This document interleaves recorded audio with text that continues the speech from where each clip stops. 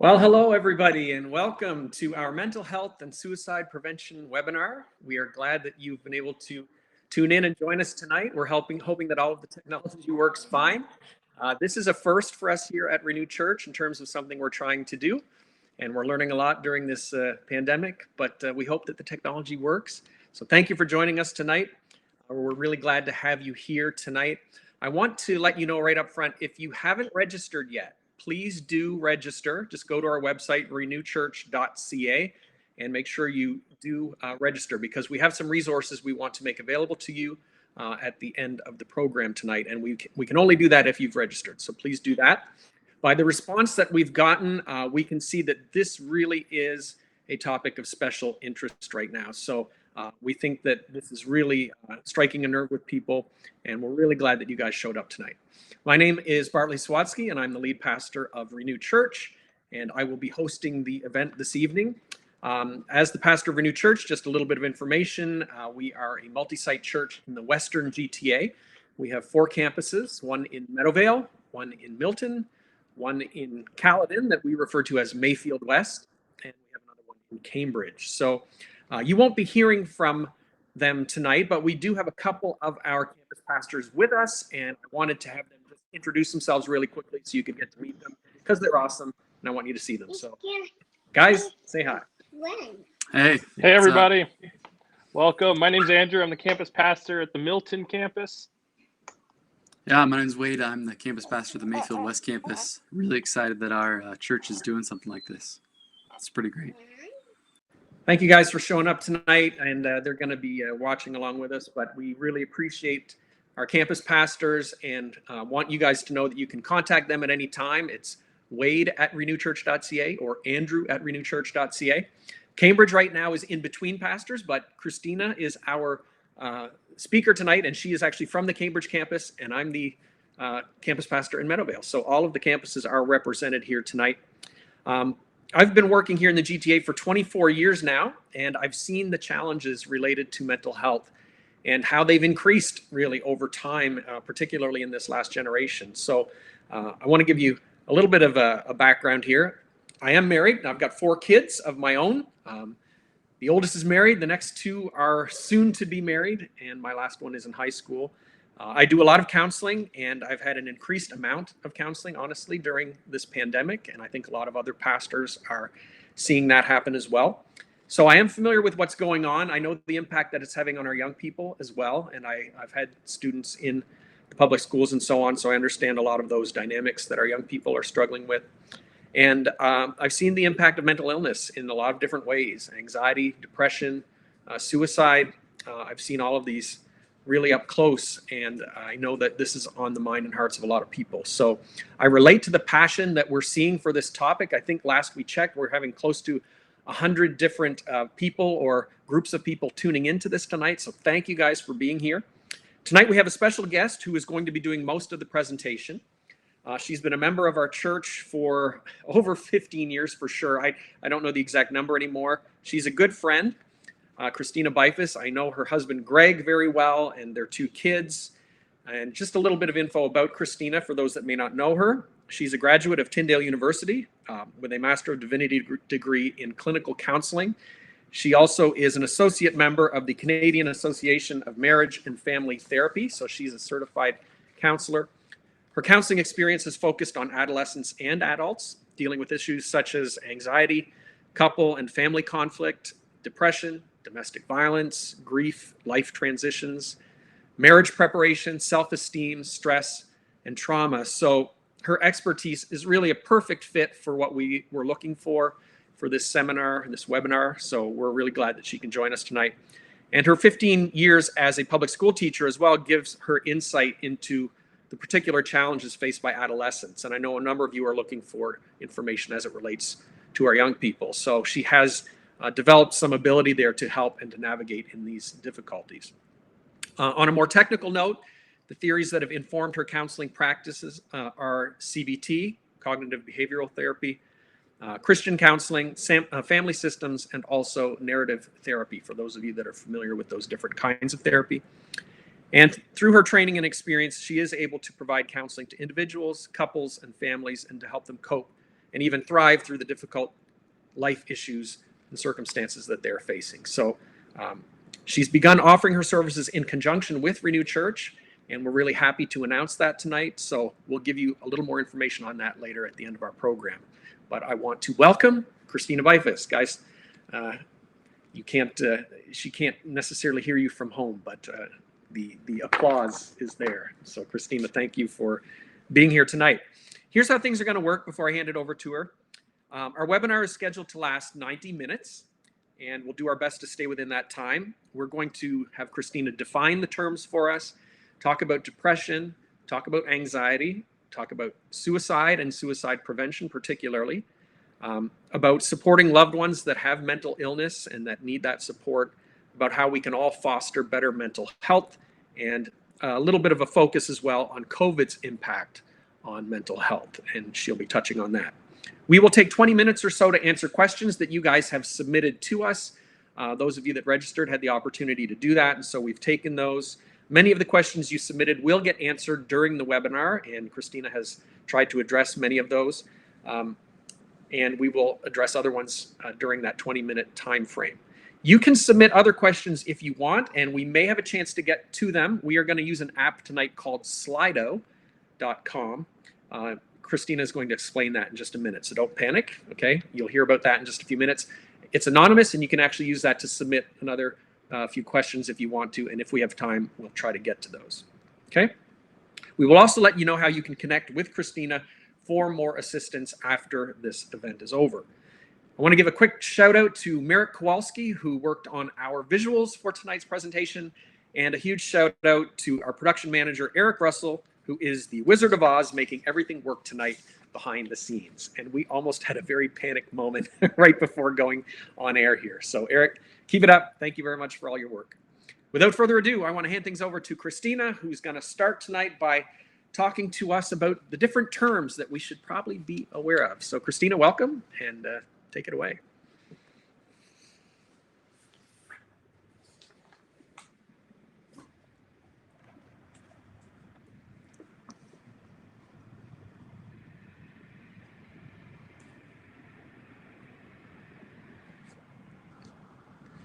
I guess we're having some audio issues with Christina. Christina, we're not hearing your audio.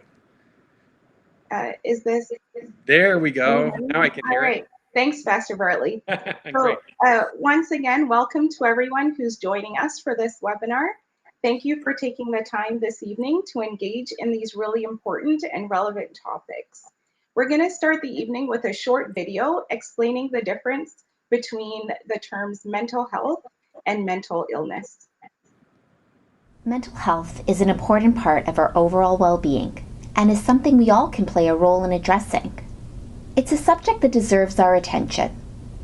According to Statistics Canada, 1 in 3 Canadians will experience one of 6 mental illnesses or substance use disorders in their lifetime. Other research for the Mental Health Commission of Canada shows that, in any given year, 1 in 5 Canadians will experience a mental illness or addiction. Awareness has been raised about the importance of helping those experiencing mental illness to get access to treatments that will improve their mental health. But what about the 4 in 5, or 80% of the population, who will not experience a mental illness or an addiction? What about their mental health? Are they mentally healthy? First, what is mental health? There is some confusion about what mental health means, and this can have an impact on how we address mental health. For example, a lot of people think that when we talk about mental health, we're talking about mental illness, that these subjects are one and the same. Really, mental health and mental illness are 2 different things. Mental illnesses are conditions where our thinking, mood, and behaviors severely and negatively impact how we function in our lives. Mental illnesses can include depression, anxiety, schizophrenia, and other mood disorders. Mental health, on the other hand, like the term health, is a positive concept. It relates to our ability to enjoy life and to manage it in ways that help us reach our goals and cope with stresses. It's a sense of spiritual and emotional well-being. This means mental health is more than the absence of mental illness. Now, if mental health and mental illness are two different ideas, what's the relationship to one another? Sometimes people picture mental health and mental illness being two ends of a continuum, as if one is the opposite of the other. But a lot of research shows that we should think about mental health and mental illness as separate yet interconnected concepts that need to be looked at, measured, and responded to differently. We should think of them on two separate continua. So here's what the mental health and mental illness continua really look like. On the mental illness continuum, one end runs from severe mental illness to no mental illness. On the mental health continuum, one end runs from poor mental health to good mental health. This model shows that a person without mental illness is not necessarily mentally healthy. They may be feeling down or experiencing a high level of stress because of life's circumstances. But it also shows us that we can all strive for good mental health, that even individuals with mental illness can have good mental health.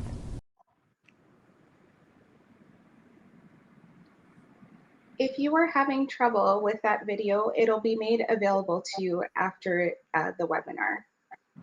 So according to the World Health Organization, good mental health is defined as a state of well-being in which every individual realizes his or her own potential, can cope with the normal stresses of life, can work productively and fruitfully, and is able to make a contribution to his or her community. Before we dive too much into our topics for tonight, we'd like to see what you, our audience, know and believe about mental health by asking you to participate in a poll. You'll be able to do that by going to slido.com or scanning the QR code with your phone. So you'll now see on your screen the website that's there, slido.com, and there is an access code for you to enter. As the questions come across your device, you'll be able to vote true or false for each one. We'll give you just a minute to get there.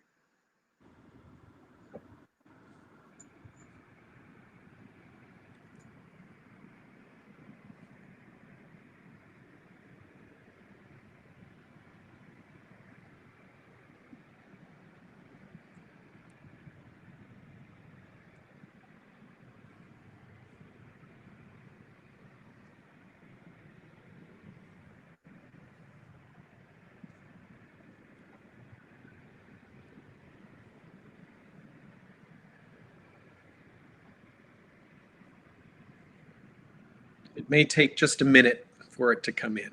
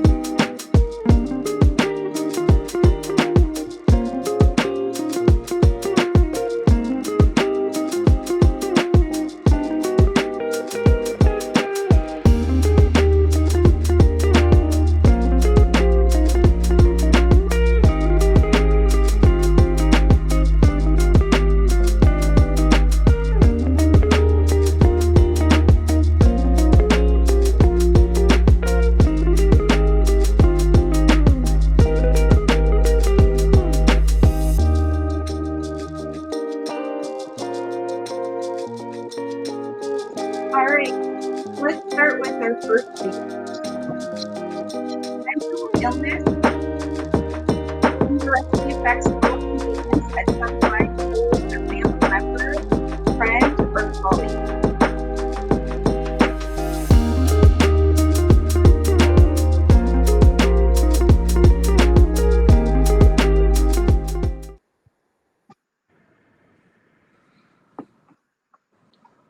All right, let's go to our first statement.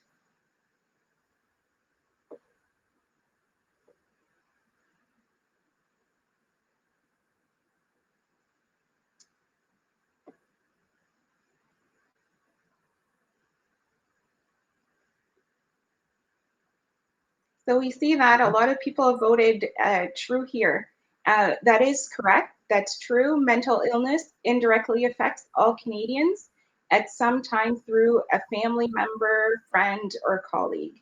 Let's go to the second one.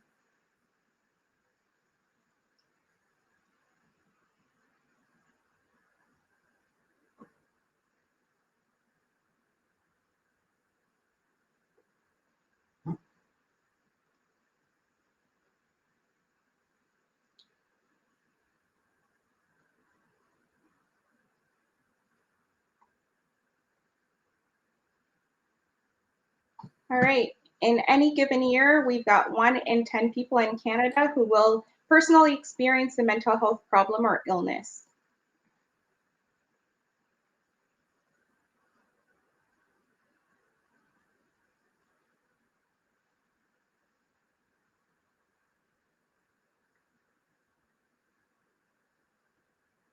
That is actually false. In any given year, we'll see 1 in 5 people in Canada who will personally experience a mental health problem or illness.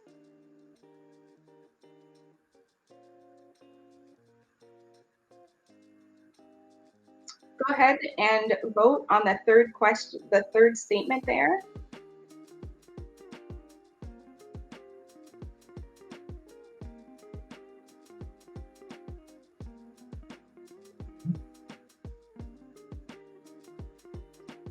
All right, the third statement is on mental illness affecting people. Mental illness affects only certain age groups of people. Is that true or false?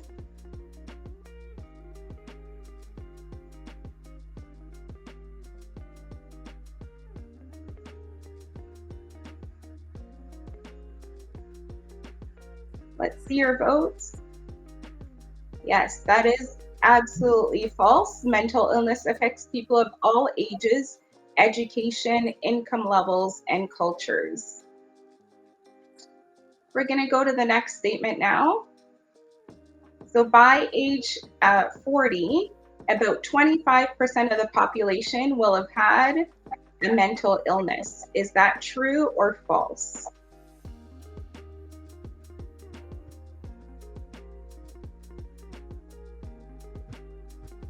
We see some votes coming in here.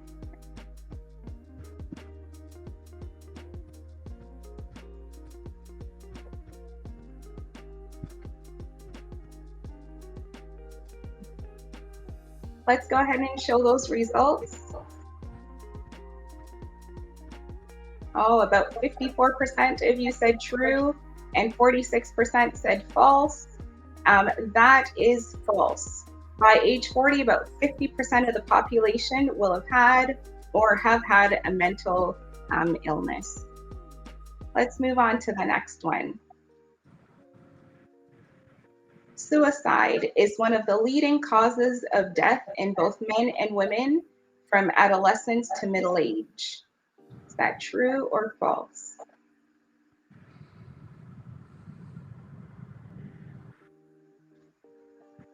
Okay, let's get your votes in.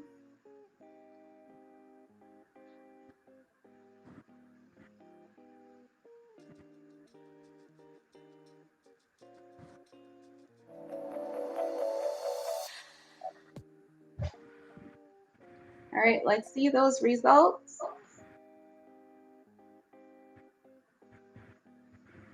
That is true. It is one of the leading causes of death in both men and women from adolescence to middle age. Now let's go to the next one.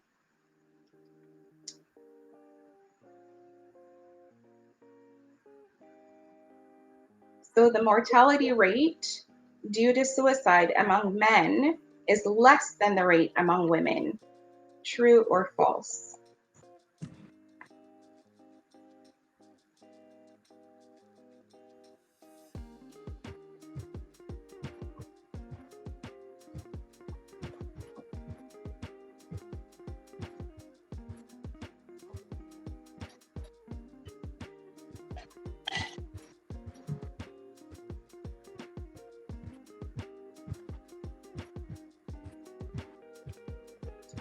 All right, let's have a look at what the results are. I see that false has been voted 86% by our audience here, and that is false. The mortality rate due to suicide among men is actually 4 times the rate than among women. Our next statement is, here in Canada, most children who need mental health services receive them. That be true or false?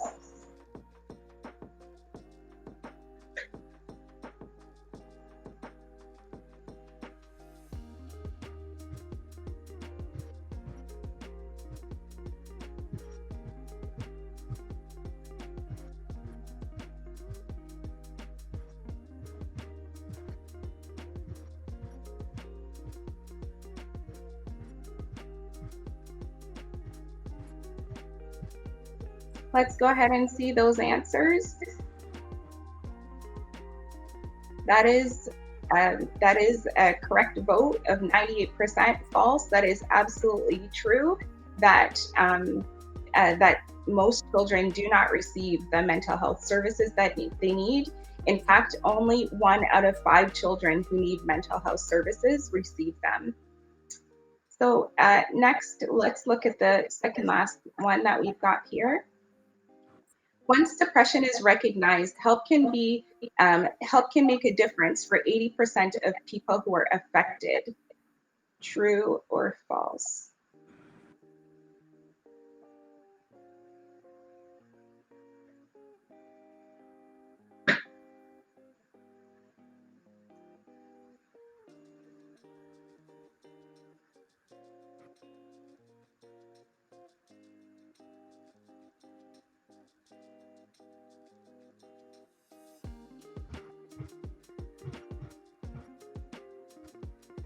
All right, let's see those results. Okay, so once depression is recognized, help can make a difference for 80% of the people who are affected, and this allows them to get back into their regular activities. Let's see the last statement here. This is the final one that we're going to look at today. So Canada's youth suicide rate is the 3rd highest in the industrialized world.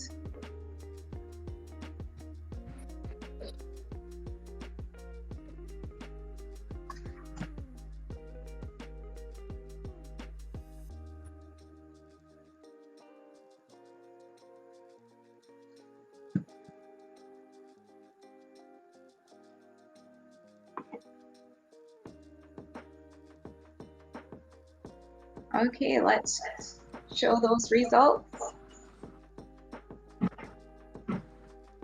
This is true. Mental illness is increasingly threatening the lives of our children. The Canada's suicide rate among youth is the 3rd highest in the industrialized world. Hopefully, through this poll, you've learned or reaffirmed some of the information that you knew before about mental health and suicide. Wow, those are interesting statements there. Thanks, Christina, for doing that quiz for us. I got tripped up on a couple of those. I know you gave me the results ahead of time, but I tried to do it without looking at those, and I did get a couple wrong. But I think our audience seems pretty well tuned in. I think we got most of the questions right as a group. We're going to be heading into the topic of depression. I know that this is one, as we talk about mental health, that's right at the top of the list. It's something a lot of people suffer from. It's something that I've suffered from. So, Christina, I'm going to just give it over to you. Take it away and tell us about depression. All right, thanks, Pastor Bartley. So as we start in here on depression, the first thing that I'd like to say about it is that depression is one of the two main forms of mood disorders that we see, the other being bipolar disorder. Let's go to the first slide there. So in terms of it being a mood disorder, we'll see in people who struggle with depression that they're experiencing moods that are outside the normal range, and that these moods last for longer and they're more severe and intense symptoms than we would see instead of just being sad or blue, they would be experiencing a depressed mood. And in that, we would see that there's a loss of interest or enjoyment in all the activities that they would normally enjoy. And we would see also that their mood is impairing their work, school, social relationships. And some of this mood impairment can be resulting in consequences such as financial, legal, relational, employment loss. And we will see this mood persisting for at least 2 weeks. Let's take a look at some of the causes and risk factors for depression. So there is no single cause for depression, but there are some potential triggers. Some of them are a genetic or family history of depression, psychological or emotional vulnerability, biological factors such as imbalance in brain chemistry or in the endocrine or immune systems. Major stresses in a person's life can result in depression. Results of another illness, perhaps, or a reaction to an illness, or neurological changes can also cause depression. Some of the outward signs that we'll see of depression are looking sad, speaking slowly or in monotones, a lack of attention to physical appearance and personal hygiene, and decreased energy, so fatigue and irritability. So the effects of depression are that it affects emotions, thinking, and behavior. This is why we see cognitive behavioral therapy, CBT, so successful in helping people to gain skills to cope with depression. And some of the examples of the emotional effects that we would see as a result of depression would be sadness, anxiety, guilt, anger, mood swings. We would also see some thinking effects on thinking. For instance, frequent self-criticism, self-blame, worry, pessimism, difficulty making decisions, for example. And some behavioral effects would be crying spells, withdrawing from others, neglecting responsibilities, or a loss of motivation. And finally, some physical effects that we would see would be chronic fatigue, overeating, loss of appetite, significant weight gain or weight loss, unexplained aches and pains in the body, a loss of sexual desire, and in women, potentially irregular menstrual cycle. And it's important to note that not everyone who is depressed show all symptoms, and different levels of depression would be based on the number of symptoms that we're seeing and the severity of the symptoms.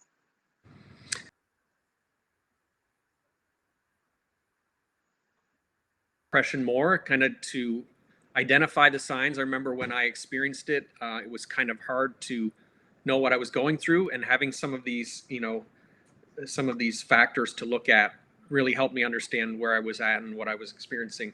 So I think it is important to try to put words to some of this, because these are, there's a wide variety of symptoms like you've described, and sometimes you have to put the things together to try to see where you're at. And I'm sure you'll talk about that again later, just about getting proper diagnosis for these things from your health professional, right? Like you can start by doing some self-assessment, but when you've got a hint that something's going on, maybe going and getting a professional to give their opinion, right?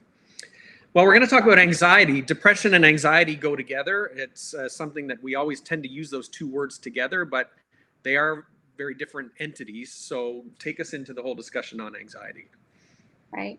So anxiety is a normal feeling that everyone experiences at some point. It's a natural response that's useful for avoiding dangerous situations, and it motivates us to solve problems. A particular situation doesn't need to be negative or to be anxiety provoking. And anxiety can last for a few moments. And in the case of anxiety disorders, we see anxiety lasting for days, months, or even years. And excessive anxiety can result in a fight or flight reaction. The fighter part is ready to battle and can't relax, and the flight part flees to avoid the situation. So let's have a look at the difference between normal anxiety and an anxiety disorder. In an anxiety disorder, we're going to see more severe or intense anxiety that is long lasting, and that will interfere with our day-to-day living. So it occurs when we're actually not in a state of danger. Many types of anxiety disorders are, we see many types of them. And the main ones that we would see are generalized anxiety disorder. And that's when we would hear someone say, I have anxiety. We see panic attack, social anxiety disorder, and obsessive compulsive disorder. And these are just a few. So it's common for people to have several aspects of anxiety disorder and not fit neatly into any of the categories that I just mentioned. And anxiety disorder affects the way a person feels, the way they think, the way they behave. And these disorders are the most common mental disorders that we see among children and adolescents. If they're not treated, they can become chronic, and they could put our youth at risk of depression and substance abuse and even suicide. So let's have a look at the causes and the risk factors for these anxiety disorders. So it appears that anxiety disorders are caused by a combination of biological and psychological factors, as well as changing life experiences. And these include stressful or traumatic life events, family history of anxiety disorders, childhood development issues, alcohol, medications, or illegal substances, and other medical or psychiatric problems. In terms of the signs and symptoms that we would see in anxiety disorders, we've got two main ones, and they're psychological and physical symptoms. In terms of the psychological symptoms, we see fear, a sense of impending doom, so or imminent danger, excessive and inappropriate worry, a fear of dying or perhaps going mad.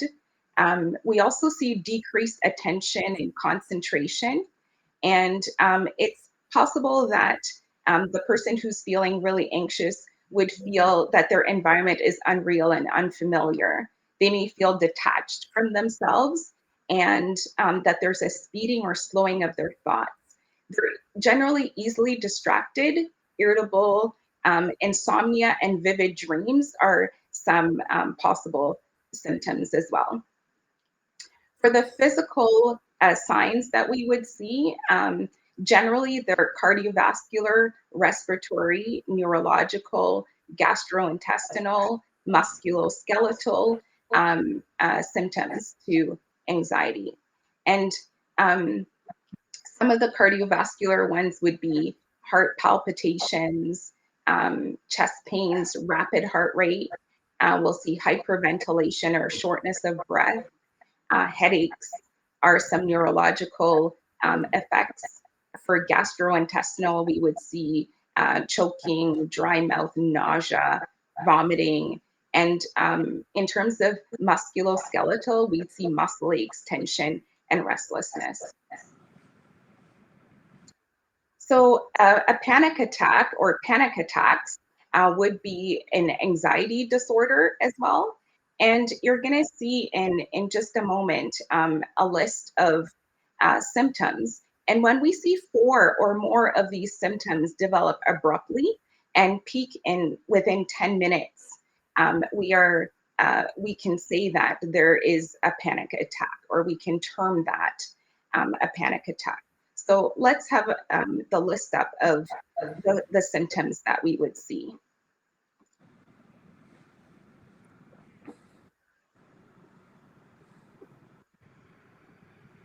Many of these physical symptoms are similar to the ones that we would experience actually if we were having a heart attack.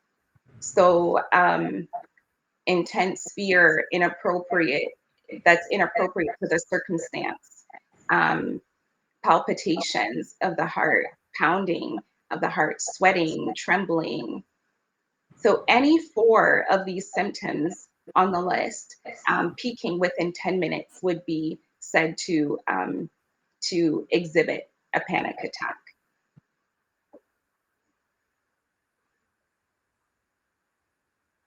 See all of these symptoms actually listed on a board like that.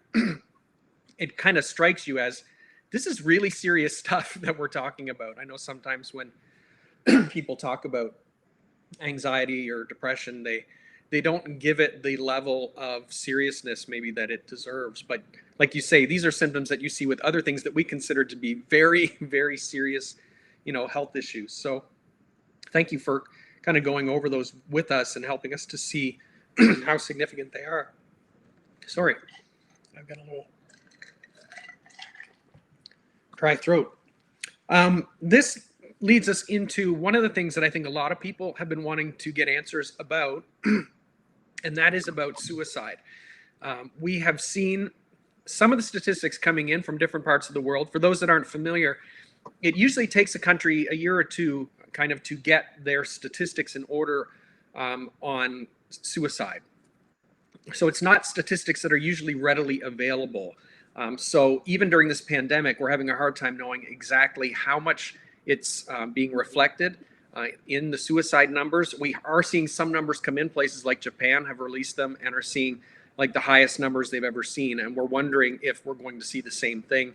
Many experts say that we will in other parts of the world, including here in North America. So that's very serious stuff. And I know a lot of people that are tuning in are wanting to just get a better understanding on this. They're wanting to know sometimes for themselves or even for people that they love around them, just being able to identify the signs and understanding suicide and what goes into that a little bit more. So Christina, go ahead and tell us some more here about suicide and suicide ideation.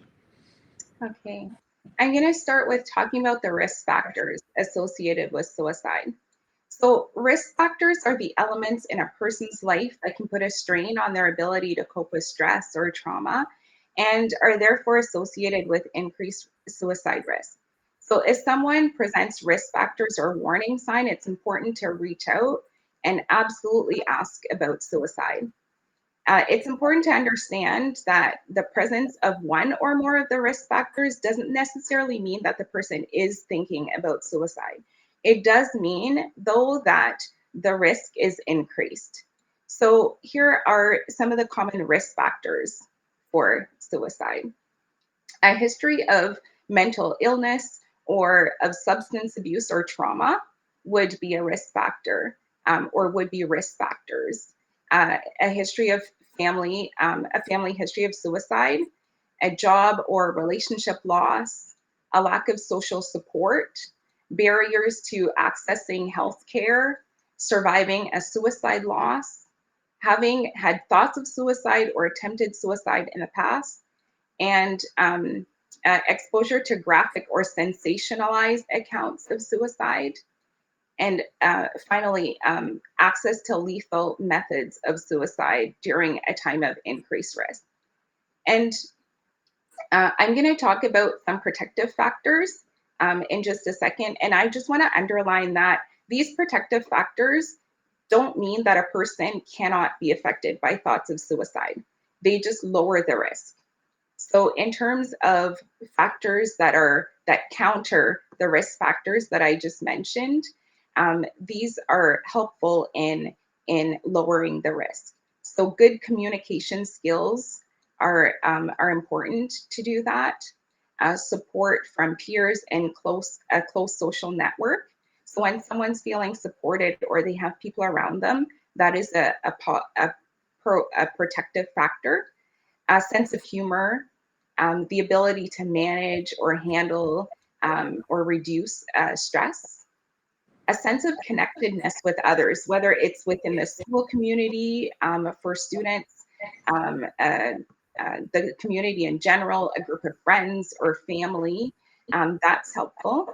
Cultural and religious beliefs that promote healthy living are positive as well. Problem solving, conflict resolution skills, having good ones are helpful. Feeling a sense of purpose in life and general life satisfaction is a positive. Supportive and effective medical and mental health care. And we'll continue to see that as kind of a theme for mental wellness, having supportive and effective medical care and access to good health care and good mental health care. And finally, policies in workplaces and schools that support good mental health, that talk about that, offer resources and promote that are helpful. Those are protective factors. So most people who die by suicide actually indicate that they are at risk. And if someone is demonstrating any signs of being at risk for suicide, we have some clues and some ways to determine that. So I'm going to share with you now some common signs that we would see, warning signs for suicide that we might want to look out for. And I'm just going to speak to each one as they come up for you at home. So ideation. And ideation is talking about death or suicide or making direct statements such as, I wish I was dead, or I'm going to kill myself. Substance abuse is another warning sign. So any increased use of drugs or alcohol. Purposelessness is another. The feeling of having no purpose in life. Anxiety, experiencing excessive anxiety, feeling trapped. So if someone's indicating a feeling of being trapped in a particular situation or feeling trapped in life in general, that's a warning sign. Hopelessness or helplessness. So indicating that nothing will ever change or nothing's gonna get better. Withdrawal, wanting to be alone or avoiding social contact. Anger is another warning sign. Constant irritableness or sudden outbursts of anger or aggression. Recklessness is yet another. So engaging in risky or self-destructive behavior. And finally, mood changes. So when we're seeing sudden and dramatic fluctuations in mood, that could be a warning sign. And is path warm is an acronym that we use to help us to identify and remember these warning signs for suicide.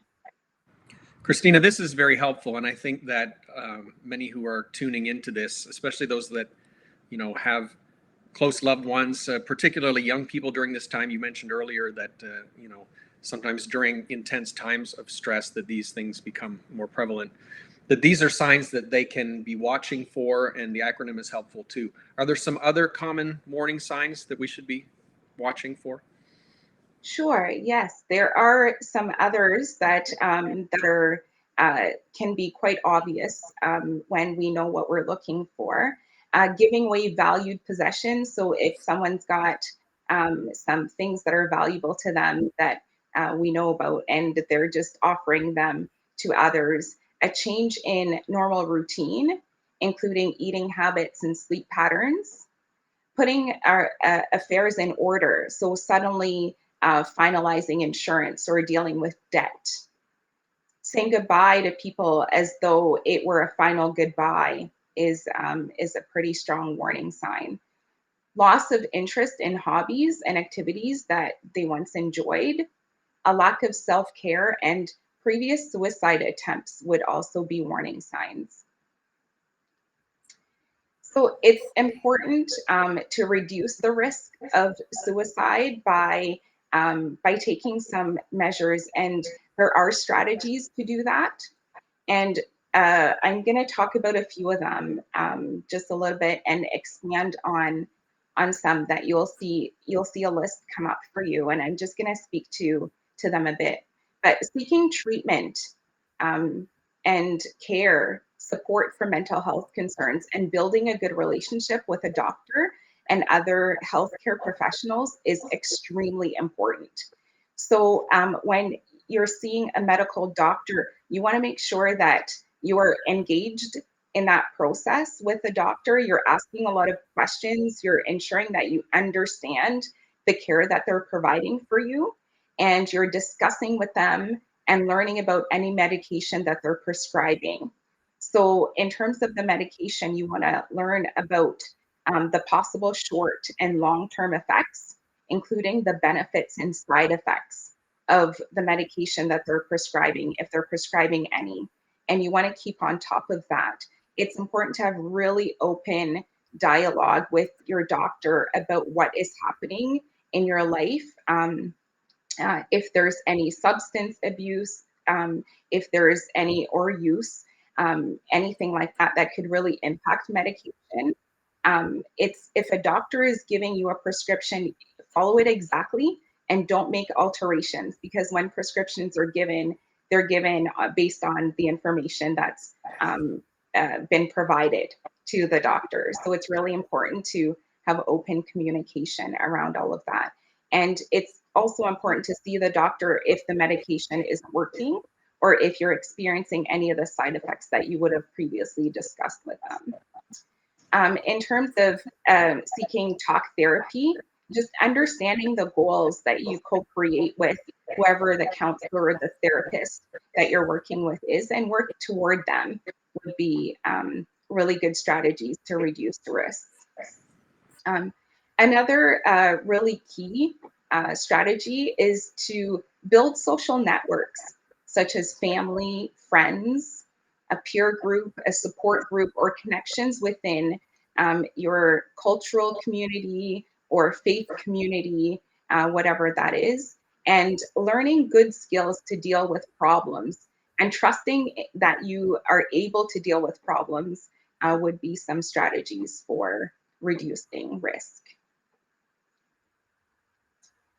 So if someone were to have suicidal thoughts and to be concerned about suicidal ideation, it's really important to schedule frequent appointments with your healthcare professionals to talk, or if you're feeling that you're at a vulnerable place, requesting frequent phone support, especially in this time where we're not able to go necessarily to the doctor's office. But it's important that if it is a crisis, that you've got crisis support lines that are available, to numbers that are available to you so that you can access them very easily and readily. 911 is always open for an emergency. So if you're experiencing a crisis, 911 is always a number that can be called. And you can always go to your nearest emergency room just to support you in if you're having suicidal thoughts. And this is a possibility that you wrestle with or struggle with, and there are thoughts. Connecting with family and friends or support group for that can be really helpful. It's important to talk, and it could be helpful to learn from others who've experienced thoughts of suicide to learn the coping strategies. A really good coping strategy is creating a safety plan.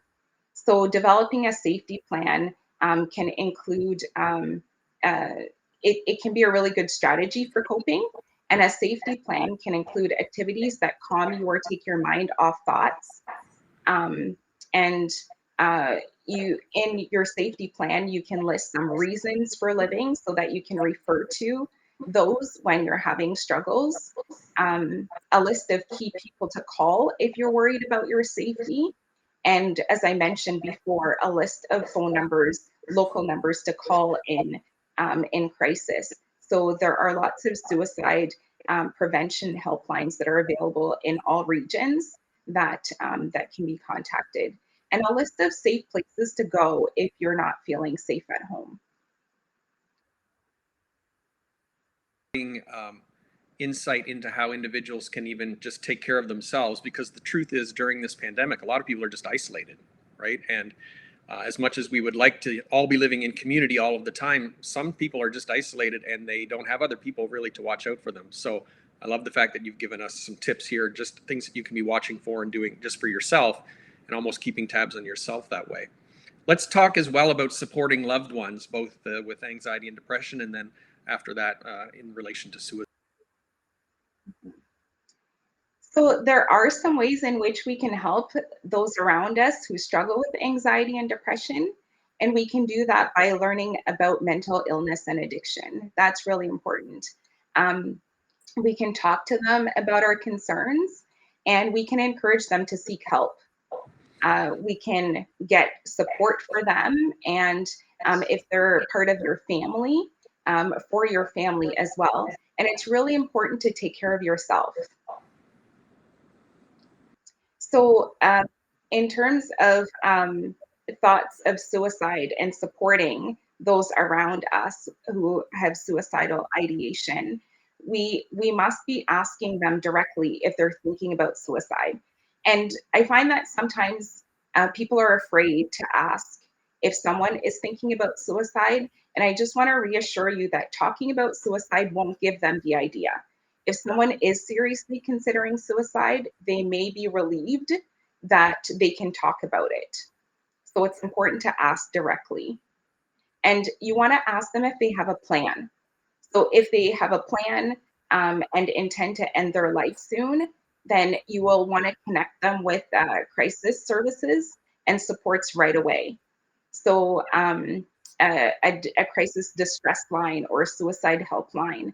And 911 is always, like I mentioned before, available to call if you don't know who to call. And if you're placing that call to a crisis or a distress line, you want to stay with them, with that person while you're making the call, and don't leave until the crisis line or emergency responders say that you can, if it's safe for you to do so. So you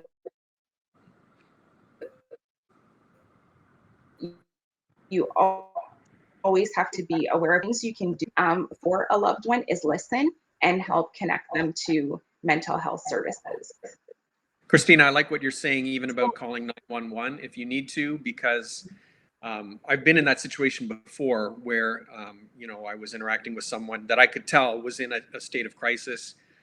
I'm not equipped to protect that person. So I'm going to stay with them, call 911, get a professional there. They're trained even in how to assess whether that person is potentially a threat to themselves, and they will take them to the hospital, wherever they need to take them, to put them in a safe place. So I think that that's really important, and thanks for sharing that.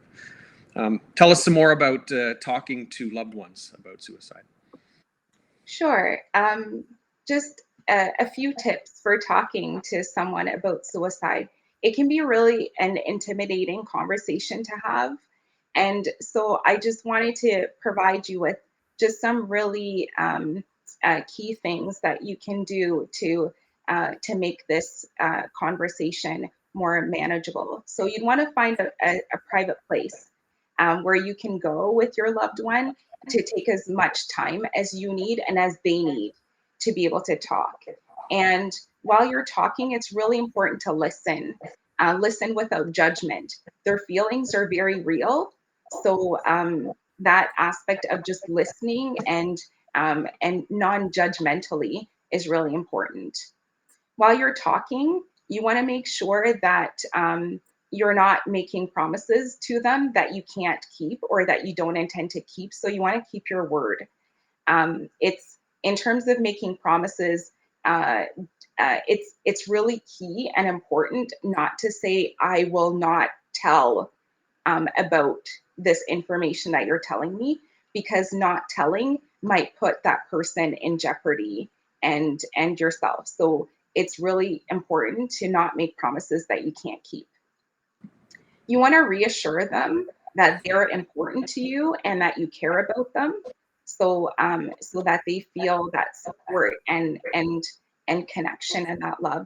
And you will also want to connect them to any services that you're aware of. So this is why it's so important that we all know and learn what the services that are available around us and to us are, so that we can share those with others who may need them. Some people may have access to resources if they're students through school. There are a lot of school resources that are available to teens and young people in university or college as well. So they may have access through those means, workplace access through cultural or faith communities. They may be able to access resources that way as well.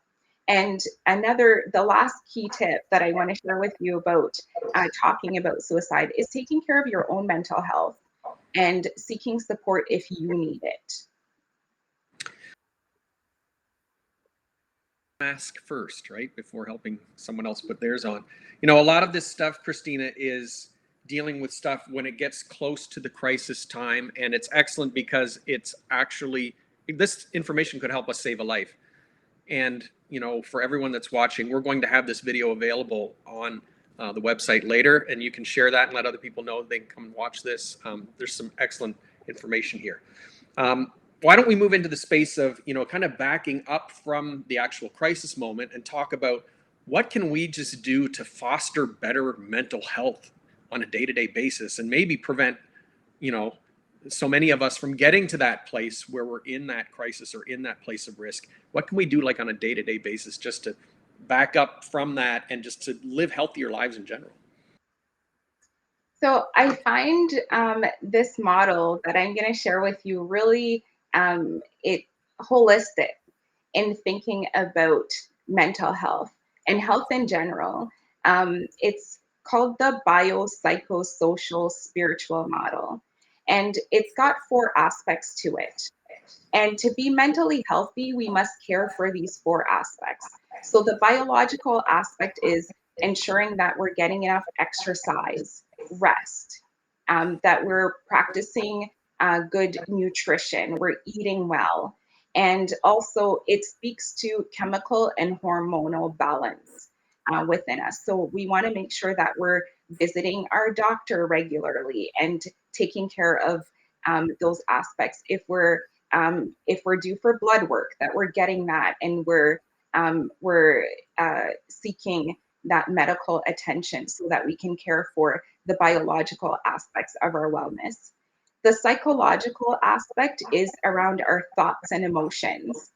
So caring for our thoughts and managing our emotions, regulating our emotions properly. And these aspects overlap, as you can see. And when we're not caring for one area, it could spill over into another. The social aspect is important, and that has not being able to socialize in the ways that we've been able to in the past with the pandemic restrictions. We are somewhat limited in our social, our ability to be well socially, but creating a positive environment around us and contributing to a positive environment. Relationships are really important as far as this aspect goes. So caring for our relationships. And the last one is soul care. It's really important that we care for our souls. And I'm just going to put it over to you, Pastor Bartley, to talk a little bit more about the spiritual aspect. Thanks, Christina. Like, I looked into this a little bit. This was kind of a new term for me, the biopsychosocial spiritual model. I found out it was developed by George Engel in the last century, but it's only more recent that word spiritual was actually added to this, and I know you would know that. But I'm actually very encouraged as a Christian pastor that more focus is being put now on the spiritual side of mental health. I think it's extremely important.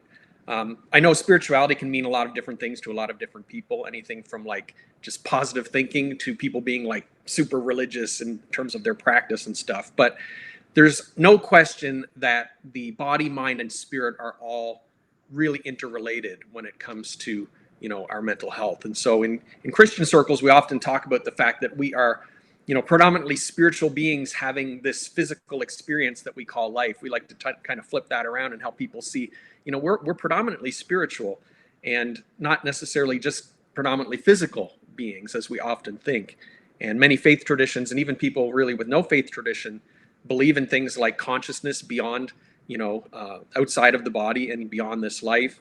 And that's actually, the consciousness outside of the body is something science is actually starting to study more and more and give more evidence of. But for years, we've known that the spiritual dynamics are really huge when it comes to mental illness.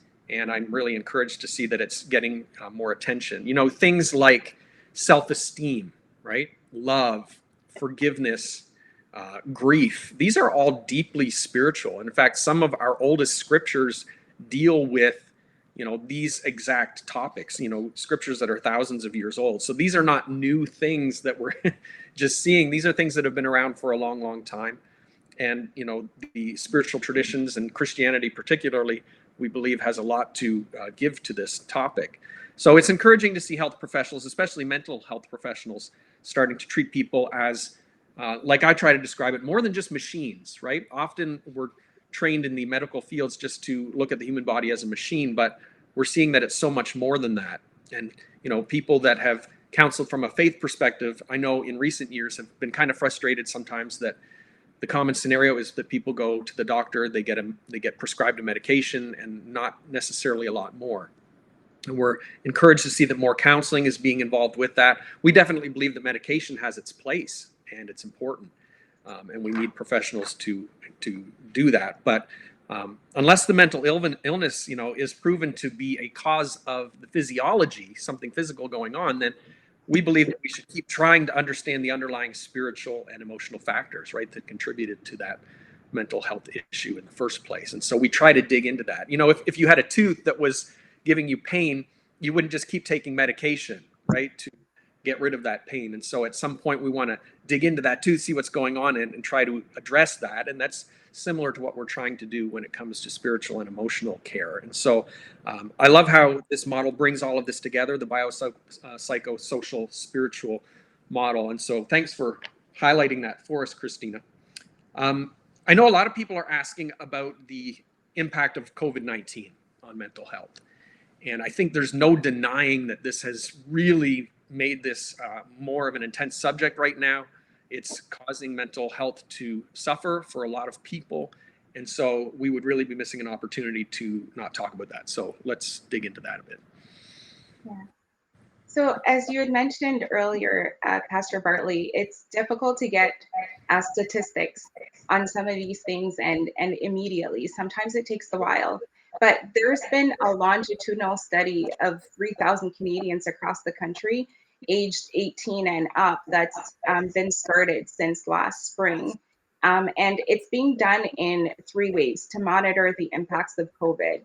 And longitudinal means that it's the same people who are being monitored and reported on in all the waves of the study. 2 waves have already been completed. And last May, the first one was done. And this past September, the second wave of the study was done.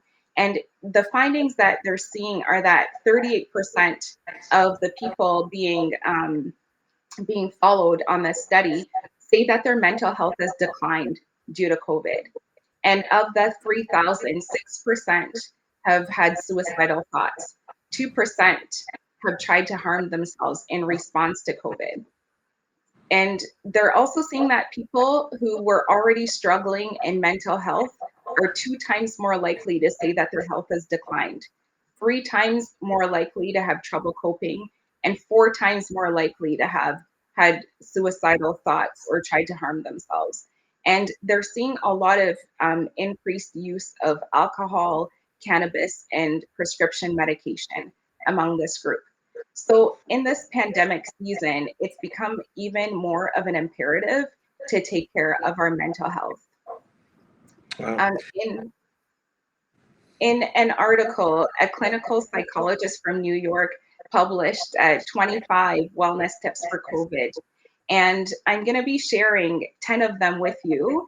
The full list is going to be made available to you after the webinar. Let's take a look at some of the things that we can do to care for ourselves. So the first one is stick to a routine. That can be really key to being well. Just making sure that we're doing the things that we normally do. The second one is dressing for the social event that we want. So ensuring that we're getting up, we're getting dressed, we're looking our best for work. Maybe that could be a really encouraging motivator to feel good for the day. The third one is devoting 30 minutes daily to going outside or to connecting with someone or just to move each day. And this can be a little bit difficult. It can present a challenge given our restrictions with being indoors and where we can go. The next one is staying hydrated and eating well. And next we have noticing the good in the world. So there's a lot of bad that we can notice, but just making sure that we're taking the time to notice what is good out there. That can be really uplifting. Let's see the next one. Finding lightness and humor in each day. That is really important to just to lighten the mood of COVID. Helping others is a really important way to be well. When we're pouring out, we're not just looking inward. When we're giving back and looking out of ourselves, that can go a long way to improve our mental wellness. Giving everyone the benefit of the doubt and a wide berth, that takes some stress off us and contributes to our wellness. Next, we've got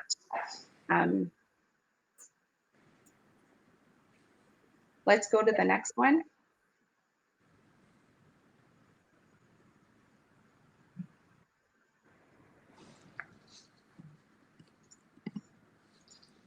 Number 9 says, chunk your quarantine. Take it moment by moment.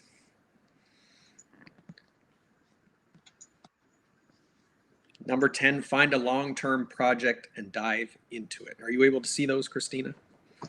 No, I've lost you there.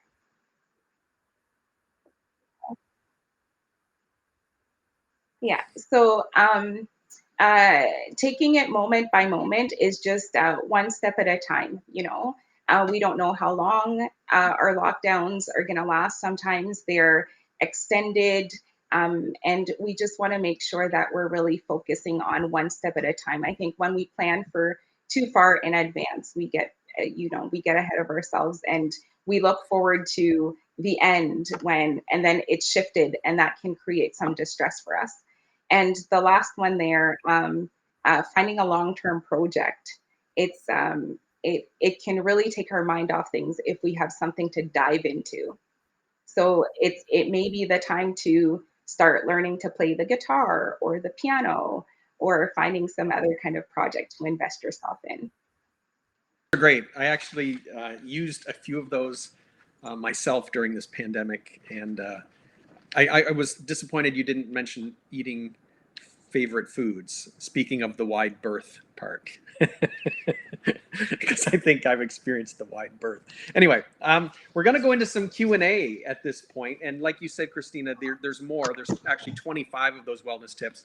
We'll make those available for people at the end of the program, and you can go and access those and not only refresh the 10 that she just shared, but look at the other 15 that are there too.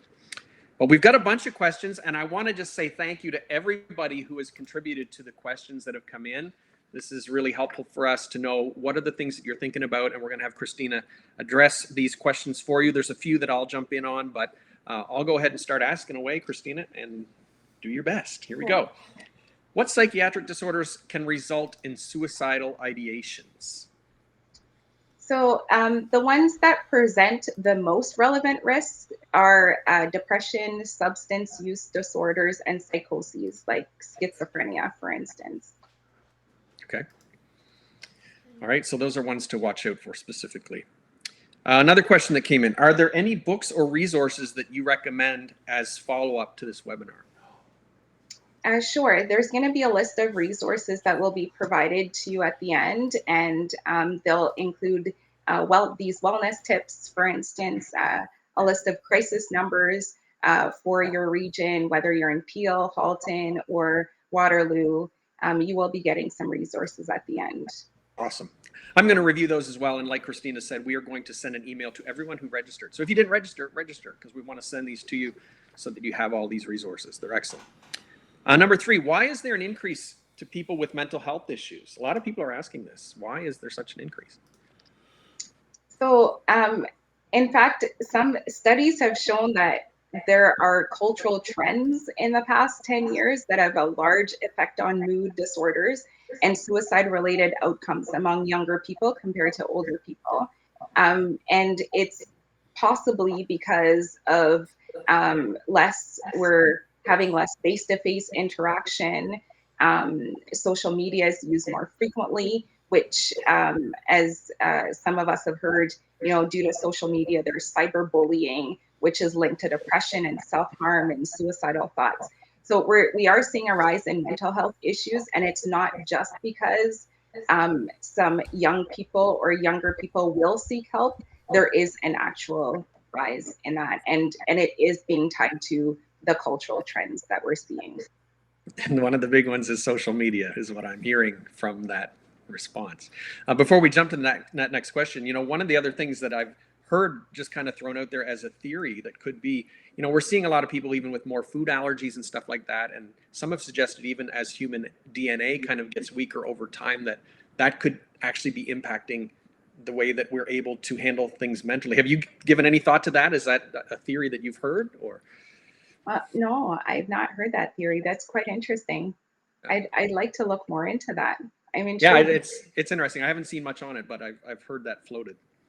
Number 4, would you recommend counseling or a psychiatrist if somebody's looking for help? And what's the difference?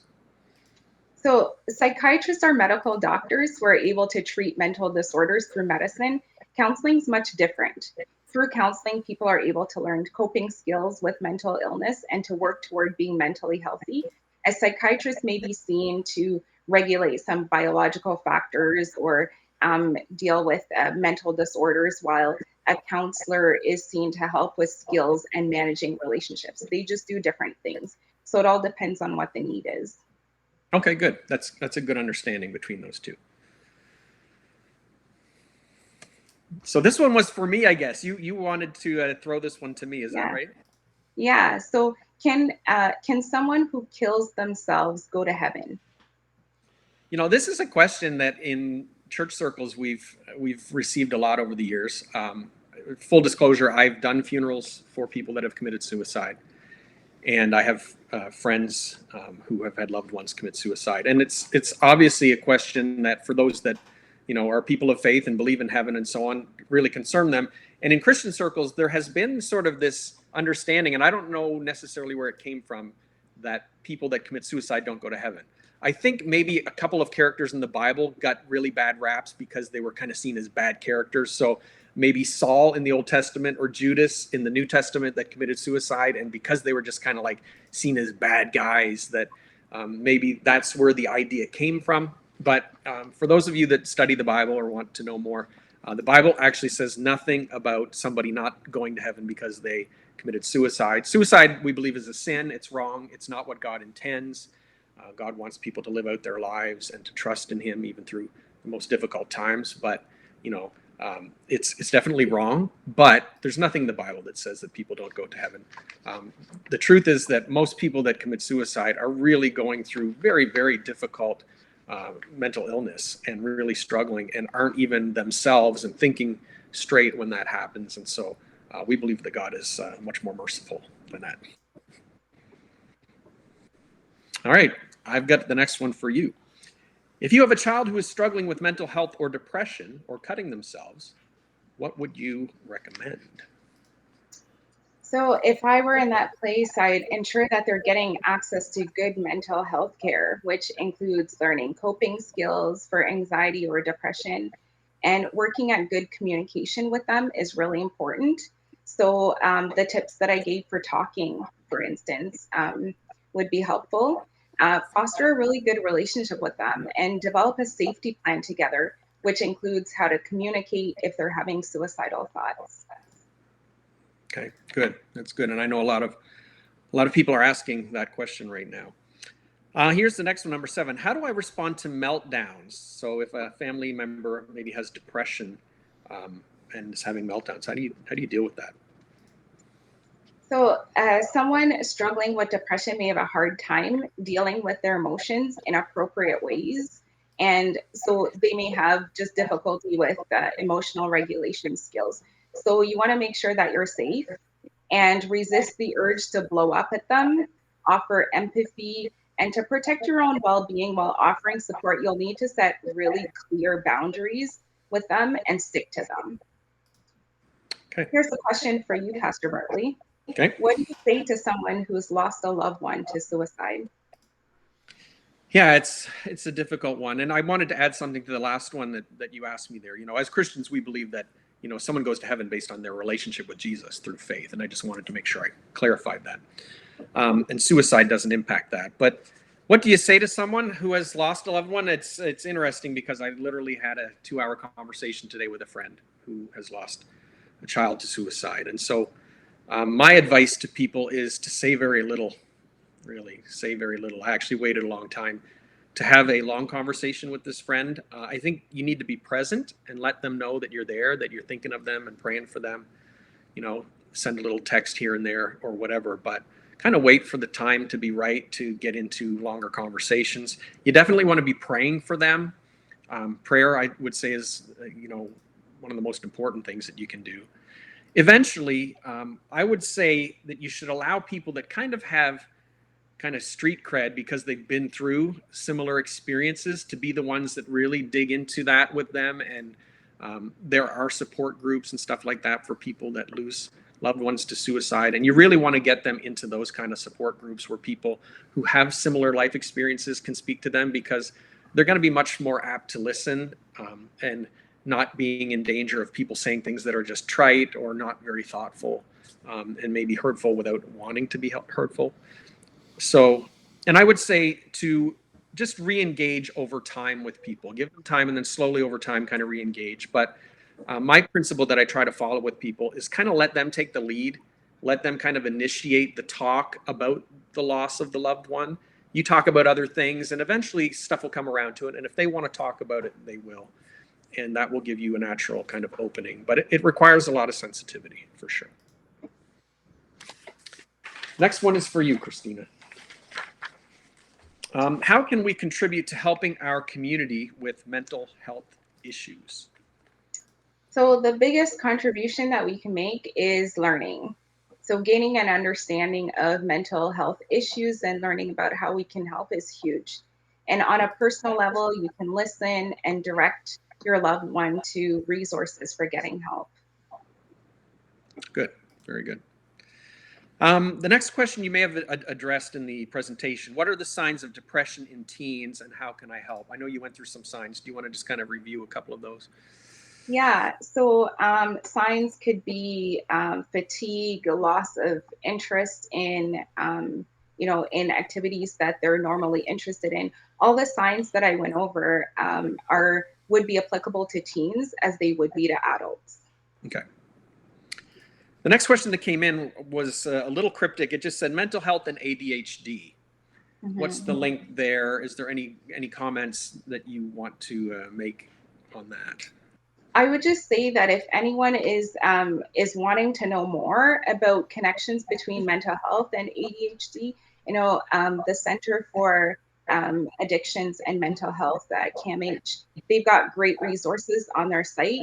That's actually going to be one of the resources that you will receive at the end. So I would just go on and explore and have a look at what they've got to offer. Good. That's good advice. This one's for me. How does one deal with grief in isolation?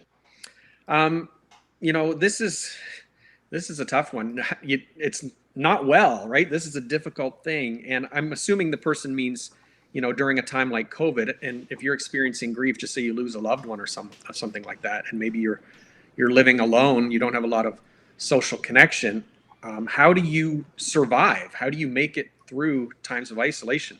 I would just say you got to reach out.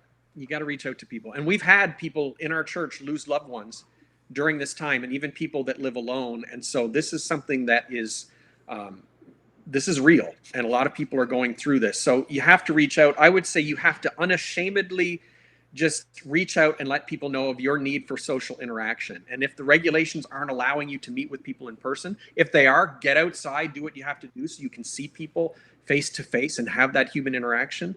And if you can't, just do what you can do online and use social media for good. Like, of all the ills with social media, there are some good things. And, just connecting with people through social media is helpful. I've had people going through rough times that they reached out to me during this pandemic. Last week, a friend just reached out to me and said, I just want to give you an update on how I'm doing. I was so thankful for that, because it's not always on my radar. Like, I have a family that's larger and I have more social interaction, but there are people that don't. And so I love it when they reach out. So you just have to really be proactive. And there are resources, we're going to go over them here at the end, that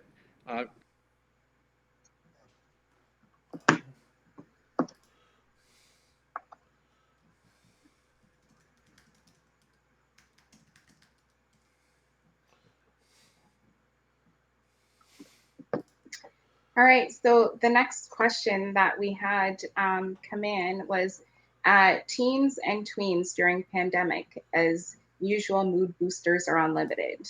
And to that, I'd say use some of the tips to support good mental health during the pandemic. Eat well, maintaining a regular sleep schedule is really important. And for teens and tweens, I'd say creating a space between schoolwork and sleep space is really key, because a lot of students are working in the same place as they are, in the same space as they are sleeping. And just having that separation there can be really helpful. Getting fresh air, finding creative ways to spend time with friends and family is key as well. The next one up was how to prevent suicide in these times, and what are the warning signs. So I touched on those during the presentation, and I would just really encourage you to have a look over the Is Path Warm warning signs that can be helpful. Another question that came in was about signs of depression in teens. And again, the signs that we saw for depression, they're applicable to teens and adults alike. So just to know what those are, review them, and just keep abreast of the situation with your teens. Encourage good communication with them so that they're talking and that you're involved in their lives and knowing what is happening with them. And the next question that I'm going to address is every depression a potential suicide? And to answer this, someone can struggle with depression and be at a mentally healthy place in their life, as in the video that we saw at the beginning, where that was explained. Someone can suffer from depression, but be mentally healthy at this point. So there's also a range of depression from mild to severe. The more severe the depression is, the more of a risk factor it is for thoughts of suicide. So these are all of the questions. All right, Christine, thank you for that. I've lost your audio, so the webinar I'm doing my best here to just kind of I want you to know that we've got the Slido open. So if you've got your on Slido there at slido.com with the code that we had tossed up before, where you were putting in your answers to the poll, the Q&A is open. So if there are some questions that you've got, you can go ahead and put your questions in there anonymously. All right, so thank you, Christina. I've lost your audio, so I'm kind of flying in the dark here a little bit. We're going to move on to just some Resources that we wanted to make you guys aware of. We're going to list them quickly, but as we said, we're so going Pastor to make Bartley, these can we available. talk about some of the helps and resources that are going to be available and how people will be getting that? All right, so here's some resources that we've got available. Pastor Bartley, can and we again, talk these about... will be emailed to everyone who has registered. Okay. First of all, COVID-19 resources. We have the Canadian Mental Health Association. You can always check in with them. Great website where you can get information. Promoting mental wellness. There are 25 wellness tips. Those are the ones that Christina mentioned. We'll make those available to you. You can read the other 15 and review the first 10 that she gave you. Relaxation techniques, that's coming up in just a second. Christina's going to review some of those with you before we close, but you can access them as well here. Suicide prevention resources. The Canadian Association for Suicide Prevention is a great place to check. The Center for Addiction on Mental Health, CAMH, which is a great institution down here in Toronto. I've been there many times. They have a lot of great tools, prevention tools and resources available on their site. Mental Health Commission of Canada. There's a toolkit for people impacted by a suicide loss, so that would be very helpful if you have someone that you know or if you've been impacted. And a toolkit for people impacted by a suicide attempt as well. And so you want to do what you can in terms of prevention, and so that is a very good resource.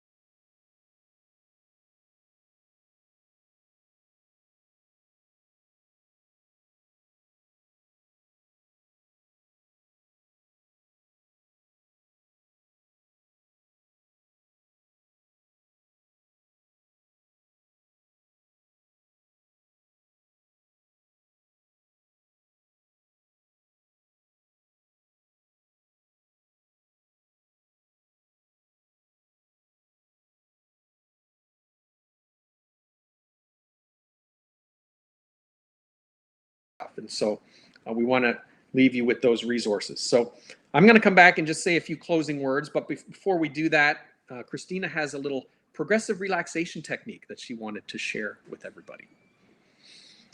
All right, thank you, Pastor Bartley. So progressive relaxations and exercise that reduces stress and anxiety in your body by having you slowly tense and then relax each muscle. This exercise can provide an immediate feeling of relaxation, but it's best to practice frequently. With experience, you'll become more aware then of when you're experiencing tension, and you'll have the skills to help you to relax. So during this exercise, each muscle should be tensed, but not to the point of strain. If you have any injuries or pain, you can skip the affected areas. You want to pay special attention to the feeling of releasing tension in each muscle and the resulting feeling of relaxation. So let's begin. I'm going to be speaking a little bit slowly and giving you time and space between the muscle tension and release room to do that. And so there will be some brief pauses. So sit back or lie down in a comfortable position. Shut your eyes if you're comfortable to do so. Begin by taking a deep breath and notice the feeling of air filling your lungs. Hold your breath for a few seconds.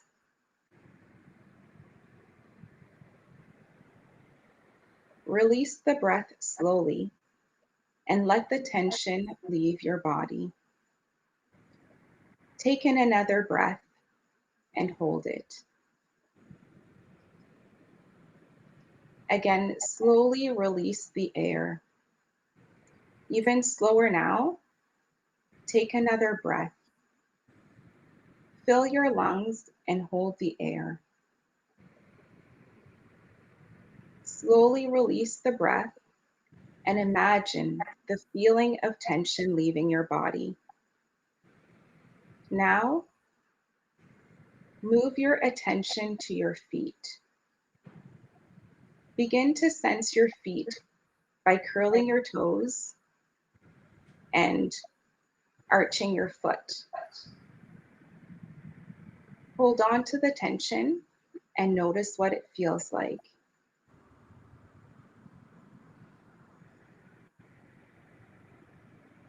Release the tension in your foot.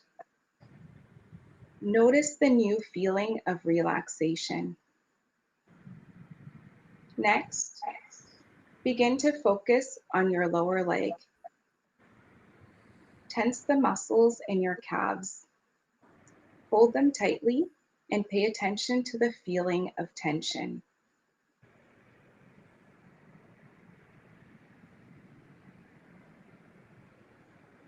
Release the tension from your lower legs.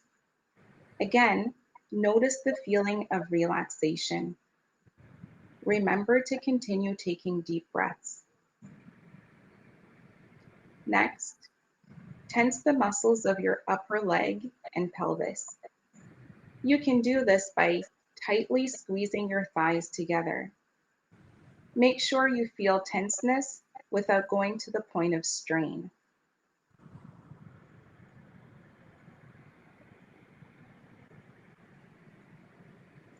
And release.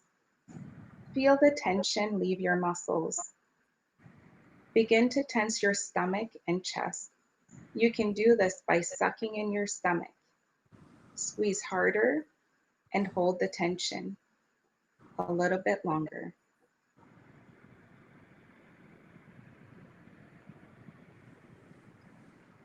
Release the tension. Allow your body to go limp. Let yourself notice the feeling of relaxation.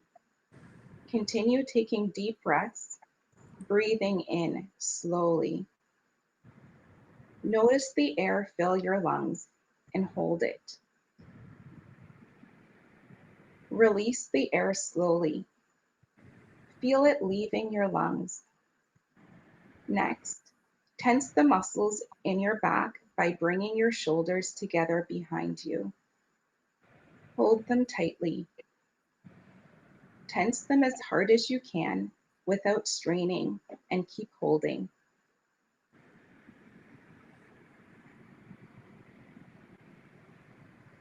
Release the tension from your back. Feel the tension slowly leaving your body and the new feeling of relaxation. Notice how different your body feels when you allow it to relax. Tense your arms all the way from your hands to your shoulders. Make a fist and squeeze all the way up your arm. Hold it.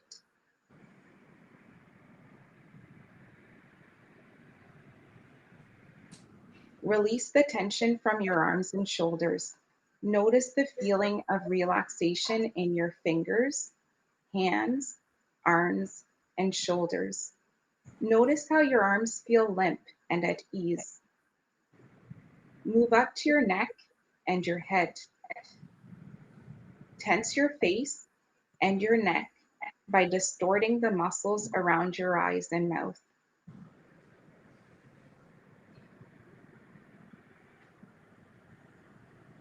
Release the tension. Again, notice the new feeling of relaxation. Finally, tense your entire body. Tense your feet, legs, stomach, chest, arms, head, and neck. Tense harder without straining. Hold the tension.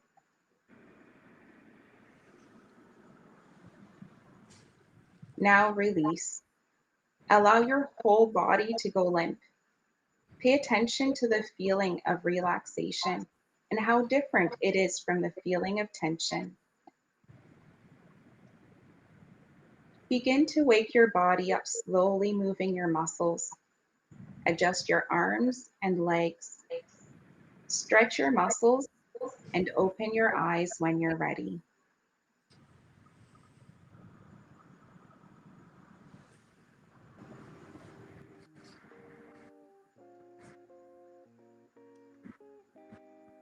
Very good. Christina, thank you. That was pretty good. I think maybe you've been a yoga instructor before or something, but it was like doing yoga in a chair. But actually, it's really good. I think it is it's something where a lot of us are sitting. That's on Zoom calls all day. This would be really, really helpful, for us. Christine, I want to thank you very much for your time tonight. We got a little bit over, but we've stuck pretty close to what we hoped that we would. This brings us to the end of our webinar tonight, and we hope that it's been helpful for all of you that have tuned in. Again, thank you very much for being here with us. Please do take advantage of the resources that we discussed. We will be emailing them to you. If you have registered, you will get an email, and it will have links to all of those resources. So make sure that you do access those. We also want to let you know that Christina is available for counseling, and she is able to offer counseling from a standard clinical approach or from a Christian counseling approach, whichever you prefer. If you have benefits with your health plan, you can use that.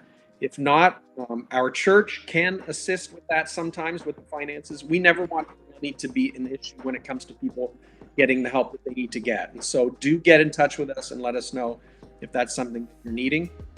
We want you to know that the video for this webinar will be available on our website. So if you want to go back and review something, if you want to share it with somebody else, please do share that. And if this could be beneficial to them, that would be great. We would love that. If you are interested in counseling, please do reach out to us. Or if you know someone that needs it, just don't hesitate to reach out to us. You can contact us at mail@renewchurch.ca, or you can use Christina's church address. It's christina@renewchurch.ca, and let her know what kind of counseling you might be interested in, and she will help you out with that, okay? For those that aren't familiar with our church, Renew is currently meeting online 11 o'clock every Sunday morning. You can check us out at renewchurch.ca. The live stream starts at 10:30 in the morning, and we would love to have you join us. So thanks again, Christina. We really appreciate your time here tonight. You've been fantastic. Thanks for all the work that you put into this. I think it's been really helpful. I know that I've learned a lot just going through this process, and I hope that everyone that tuned in will have learned a lot as well. So thank you very much. And to everyone that tuned in tonight, God bless you. We hope to see you sometime soon.